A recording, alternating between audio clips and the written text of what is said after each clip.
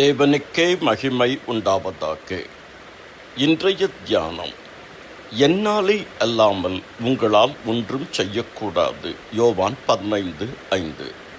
கர்த்தரால் ஒழிய நாம் எதையும் பெற முடியாது. முதலாவது, கர்த்தர் நம்மை ஆசீர்வதிக்கப்பட்டால் ஒழிய நாம் ஆசீர்வாதம் பெற முடியாது. நீர் என்னை ஆசீர்வதித்தால் ஒழிய நான் உம்மை போக விடமாட்டேன் என்று யாக்கோபு சொல்வதை நாம் பார்க்கிறோம். ஆதியாகமம் 32 அதிகாரம் 26 வசனம். பரத்திலிருந்து ஒருவனுக்கு கொடுக்கப்பட்டால் ஒழிய ஒன்றையும் பெற்றுக்கொள்ள மாட்டான்.